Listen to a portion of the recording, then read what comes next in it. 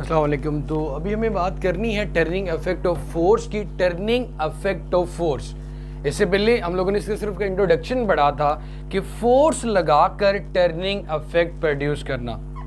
जैसे कि स्टीयरिंग को फोर्स लगाकर टर्निंग इफेक्ट प्रोड्यूस किया जा रहा है। एक रेंच से या स्पैनर से नट को टाइट या लूज करते हुए आप उसको क्लॉकवाइज या फिर एंटी क्लॉकवाइज रोटेट करते हो। रोटेट करना, वैसे ये चीज याद रखना, जहां पे रोटेशन नहीं होगी उसी को रोटेशन को हम टर्निंग इफेक्ट का नाम देते हैं, वहां पे टॉर्क भी नहीं होगा। Turning effect of force is actually called the torque. Turning effect of force को नाम दिया जाता है जहां पे टर्निंग प्रोड्यूस हो रही हो फोर्स के लगाने से, चाहे एक टायर ही क्यों ना घूम रहा हो, तो उसको हम नाम देते हैं, वहां पे क्या प्रोड्यूस हो रहा है, टॉर्क। अगर आपकी गाड़ी के ऊपर वो निडल्स मूव कर रही हैं तो वो भी क्या है, टर्निंग इफेक्ट ऑफ फोर्स। दरवाजे को खोलते हो बंद करते हो तो वो अपने एक्सिस ऑफ रोटेशन के गिर्द घूम रहा होता है, तो वो भी क्या है, टर्निंग इफेक्ट ऑफ फोर्स। अब यहां पे कुछ चीजें आप लोगों ने समझनी है। मैं कहता हूं torque is equal to force into moment arm. Force into moment arm. Force को मैं एफ से डिनोट करता हूं और मोमेंट आर्म को एल से। फिलहाल ये इस एल मोमेंट आर्म की डेफिनेशन एग्जैक्टली बाद में बताता हूं, सिर्फ इतनी सी बात समझो। अगर आपके पास इस नट को आपने टाइट या लूज करना है, अगर एक स्पेनर जिसकी लेंथ 2 सेंटीमीटर है और एक स्पेनर जिसकी लेंथ 5 सेंटीमीटर है, तो किससे ज्यादा इजीली या ज्यादा टॉर्क प्रोड्यूस होगा? बड़ी अच्छे से ये बात क्लियर हो जाती है कि जितना बड़ा स्पेनर होगा नट को टाइट या लूज करना उतना ही आसान होगा, टर्निंग इफेक्ट की वैल्यू उतनी ही ज्यादा होगी। तो आप इस पे फोर्स अप्लाई करते हो टर्निंग इफेक्ट प्रोड्यूस करने के लिए। आप इस पे क्या अप्लाई करते हैं बेटा?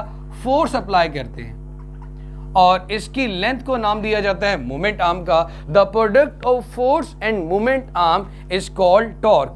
अब इस टॉर्क जैसे ही जब टॉपिक स्टार्ट होता है उसके बिल्कुल एंड पे टॉर्क की डेफिनेशन लिखी हुई है और वहां पे एक क्वेश्चन लिखा होगा, ऑन विच फैक्टर्स, किन चीजों पे टॉर्क डिपेंड करता है। On which factor torque depends upon या डिपेंड्स ऑन।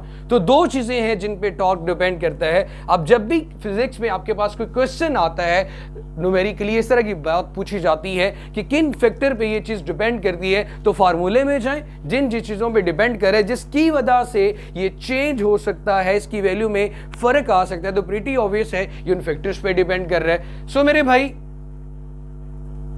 यहां पे कुछ चीजें समझने के लिए है। अब मोमेंट आर्म की डेफिनेशन क्या होती है उस पे जाता हूं, वन बाय वन जैसे समझाता जाऊंगा, फिर उसके बाद आपको वो सारा पेज क्लियर हो जाएगा। आप ये सपोज कर लें कि अगर मैं यहां पे एक होल कर देता हूं, होल कर दिया, अब यहां पे मैं इसको रोटेट करवा रहा हूं, तो क्या प्रोड्यूस हो रहा है? Turning effect of force.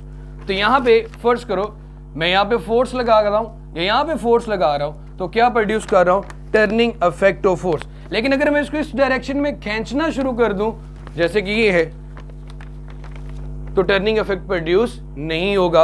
अब मेरे भाई आपके बुक में ये चीज नहीं लिखी हुई कि इस पॉइंट को, जिस पॉइंट के गिर्द बॉडी रोटेट कर रही है, इसको हम पिवट पॉइंट का नाम देते हैं। और ये पूरी लाइन, ये तो पिवट पॉइंट हो गया, ये पूरी लाइन जिसके गिर्द बॉडी ने रोटेट करना है, इस पूरी लाइन को आप इस पॉइंट को पिवट पॉइंट कहते हैं। और पिवट पॉइंट से गुजरने वाली लाइन, पिवट पॉइंट से, या कि आपकी बॉडी, आपके बुक में पिवट पॉइंट का जिक्र नहीं है लेकिन एक्सिस ऑफ रोटेशन का है, पिवट पॉइंट से गुजरने वाली लाइन को एक्सिस ऑफ रोटेशन कहा जाता है। सपोज हमारे पास यहां भी ये आ गया एक्सिस ऑफ रोटेशन, ये जैसे कि जिसके गिर्द बॉडी ने रोटेट करना है, जहां पे टॉर्क प्रोड्यूस होना है, एक्सिस ऑफ रोटेशन, ये चीज क्लियर होगी। अब यहां पे मैं बात करता हूं, जब मैं नट को टाइट या लूज कर रहा हूं, तो ये है जी line of action of force. जिस लाइन के अलोंग क्या लग रही है? फोर्स अलोंग अ लाइन, और उस लाइन को नाम दिया जाता है जी line of action of force. आपकी बुक में ये डिफरेंट पॉइंट्स पे लिखी हुई है अजीब तरतीब से, तो फिलहाल ये वैसे देखते जाएं। The line, the force along a line is called the axis of rotation, sorry हमारे पास line of action of force. तो मेरा बेटा एक्सिस ऑफ रोटेशन और line of action of force के दरमियान जो स्ट्रेट लाइन या परपेंडिकुलर डिस्टेंस आ रहा है, इसी डिस्टेंस को हम मोमेंट आर्म या लेंथ कहते हैं। मैं अगेन दोबारा से ये तीनों चीजें रिपीट करता हूं।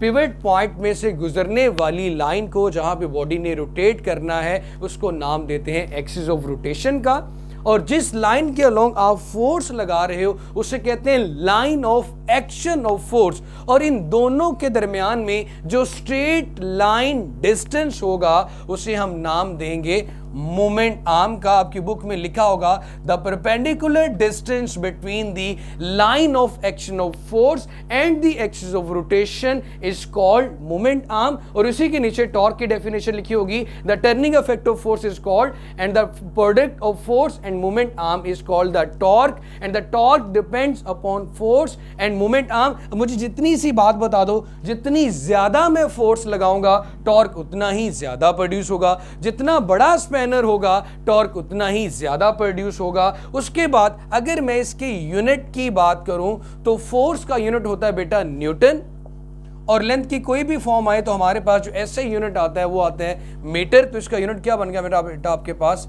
Newton metre. तो इस तरह आपके पास ये चीज है। ये टॉर्क के लिए जो साइन यूज किया जाता है ये टॉ का, tau is equal to F into L.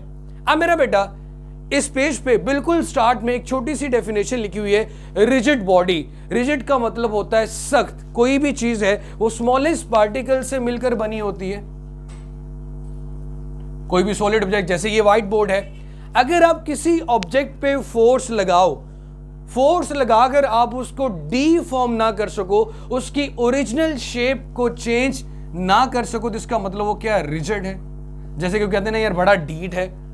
इसके अलावा अगर आप अपने बालों पे इस तरह हाथ लगाओगे तो वो डीफॉर्म हो जाएंगे, इसका मतलब ये रिजिड नहीं है। सो रिजिड बॉडी उसे कहा जाता है जिसके गिर्द या जिसके ऊपर फोर्स लगाने से अगर वो डीफॉर्म नहीं हो रही, उसके पार्टिकल्स के दरमियान का डिस्टेंस चेंज नहीं हो रहा। वो कब चेंज होगा, जब बॉडी डिस्प्लेस करेगी, बॉडी की शेप में चेंज आएगा। जब ऐसा कुछ नहीं हो रहा तो उस बॉडी को हम रिजिड बॉडी का नाम देते हैं। तो ये मेरा बेटा था what is called the torque, turning effect of force is called the torque. उसका फार्मूला है F multiply by L, newton metre उसका यूनिट है। दो चीजों पे डिपेंड करता है, फोर्स और मोमेंट आर्म पे। फोर्स ज्यादा होगी तब भी टॉर्क ज्यादा होगा, मोमेंट आर्म ज्यादा होगा तब भी टॉर्क ज्यादा होगा। उसके बाद एक्सिस ऑफ रोटेशन और line of action of force and the distance between the line of action of force and the axis of rotation is called the moment arm. तो ये तीन चार चीजें मेरा बेटा मैंने आपको एक ही टॉपिक में बता दी, तो इसको मेरे बच्चे जरा ध्यान से देख लीजिएगा। इसके बाद हम बात करेंगे मेरा बेटा what is principle of moments इंशाल्लाह नेक्स्ट टॉपिक में। तो तब तक के लिए अल्लाह हाफिज।